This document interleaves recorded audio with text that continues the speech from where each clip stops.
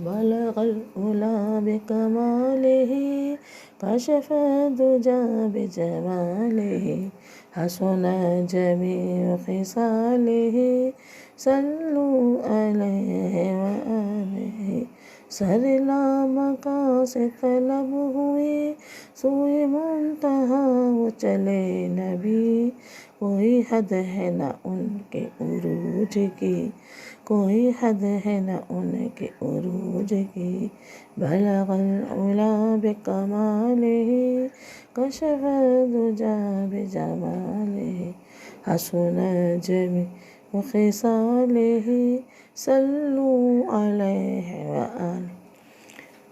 تمام یوٹیوب پر سننے والے یوزر کو خوش آمدید۔ ہمارا معراج شریف واقعہ معراج چل رہا ہے، معراج شریف کا بیان چل رہا ہے۔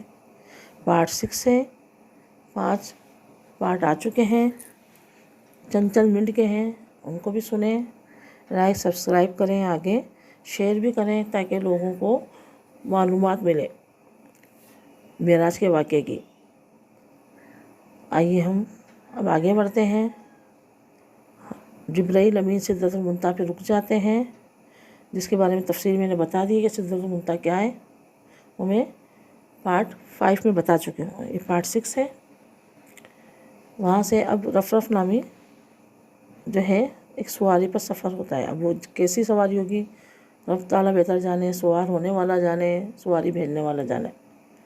اور وہاں سے جاتے ہیں، آگے جاتے ہیں، پھر وہ سواری بھی رک جاتی ہے۔ اب حکم ہوتا ہے اپنے پاؤں پر چل کر آؤ، قدموں سے چل کر آؤ۔ پھر اللہ کے محبوب اللہ کی بارگاہ میں اپنے پاؤں مبارک سے چل کر جاتے ہیں۔ تو علماء کرام فرماتے ہیں کہ آقا علیہ الصلوۃ والسلام نے رب تعالیٰ کا جلوہ دیکھا۔ سورہ النجم میں ہے، انشاءاللہ تعالیٰ بتایا جائے گا کہ وہ جلوہ قریب آیا اور قریب آیا اور چھا گیا۔ بنی اسرائیل میں بھی اس کے بارے میں بتایا گیا ہے، معراج کے واقعے کے بارے میں، اور سورہ نجم میں بھی ہے۔ بنی اسرائیل کی 12-15 بنی اسرائیل کے پہلی آیت ہے۔ اس کے بعد جو ہے جبرائیل امین تو وہیں رک جاتے ہیں سدرۃ المنتہا پر، اور رب تعالیٰ اپنے محبوب کو آگے بلاتا ہے۔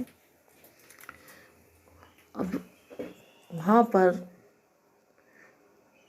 سر کی آنکھوں سے علماء کرام فرماتے ہیں اپنے سر کی آنکھوں سے اللہ تبارک و تعالیٰ کا ہمارے نبی علیہ السلام نے دیدار فرمایا۔ یہ فضیلت، یہ سعادت کسی کو بھی نہیں ملی۔ موسیٰ علیہ السلام اللہ تعالیٰ کے لاڈلے نبی تھے، وہ کوہ طور پہ آئے، انہوں نے کہا یا اللہ میں تیرا جلوہ دیکھنا چاہتا ہوں، میں تیرا جلوہ دیکھنا چاہتا ہوں۔ تو رب تعالیٰ فرمایا لن ترانی، اے موسیٰ تم میرا جلوہ برداشت نہیں کر سکو گے۔ تو موسیٰ علیہ السلام ضد کرنے لگے کہ مجھے دیکھنا ہے۔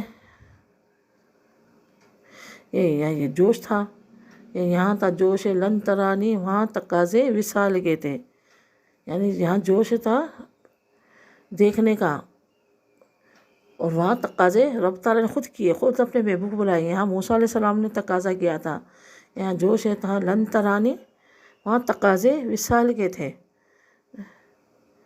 یہ موسیٰ علیہ السلام نے کی ضد پر، ان کی درخواست پر رب تعالیٰ نے فرمایا اچھا پاک صاف ہو کر آؤ، کوہ طور پر آؤ، اپنے نالے مبارک اتار دو اور یہ کر آؤ۔ پھر رب تعالیٰ نے ہلکی سی ایک تجلی کوہ طور پر ڈالی، تو آپ موسیٰ علیہ السلام بے ہوش ہو گئے۔ وہ پہاڑ سیاہ ہو گیا، کوہ طور سیاہ ہو گیا، جس کے بارے میں ہم نے سن رکھا ہے کہ اس وقت سرما جو سیاہ رنگ کا آتا ہے اسی کوہ طور کے مصر کے پہاڑ کا ہے۔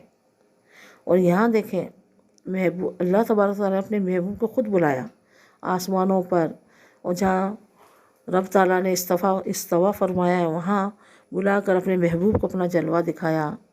خوب راز و نیاز کی باتیں ہوئیں۔ وہاں آقا علیہ الصلوۃ والسلام جا کر رب کی بارگاہ میں سجدے میں گر جاتے ہیں اور روتے ہیں اس امت کو یاد کر کے۔ مفہوماً میں عرض کرتی ہوں، رب تعالیٰ فرماتا ہے اے محبوب آج تو ملنے ملانے کی رات ہے، آج تو خوشیوں کی رات ہے، آج یہ رونا کیسا؟ تو میرے آقا علیہ الصلوۃ والسلام فرماتے ہیں امت امت رب حبل امتی رب حبل امتی، یعنی میرا براق پر بیٹھے نہیں بھولے، دنیا میں تشریف لائے، رب حبل امتی امتی، دنیا سے پردہ فرمایا، اس امت کو یاد کرتے رہے، رب حبل امتی، معراج پر گئے، براق پر سوار ہوئے تھے، اس گنہگار امت کو نہیں بھولے، رب کی بارگاہ میں جاتے ہیں، امت امت پکارتے ہیں، کہ اللہ میری امت۔ آج اگر کسی بڑے شخصیت سے ہماری ملاقات ہو جائے، کوئی افسر، وزیر اعظم، صدر سے کسی سے ملاقات ہو جائے تو ہم تو خوشی پاگل ہو جائے، بھول جائیں، سب گھر والوں کو ہی بھول جائے، لیکن ہمارے سونے میٹھے آقا و رحیم کریم شفیق آقا اس گنہگار امت کو یاد کر رہے ہیں، وہاں بھی رب کے بارگاہ میں سر رکھے روئے جا رہے ہیں، امت امت امت۔ یہ امت کہاں کھو گئی، یہ امت معصیت میں کھو گئی، یہ امت گناہوں میں کھو گئی، یہ امت فلمیں ڈراموں گانے بازوں میں کھو گئی، یہ امت حسد میں تیری میری میں کھو گئی، یہ امت وقت کے ضیاع میں کھو گئی۔ اس امت کو نہ نمازوں کا پاس، نہ روزوں کا احساس، نہ پردے کا احساس۔ ہماری بہن بیٹیاں ناچتی ہیں بے پردہ ہو کر، شادیوں میں جاتی ہیں، خوب تیار ہوتی ہیں، بال کھلے کرتی ہیں۔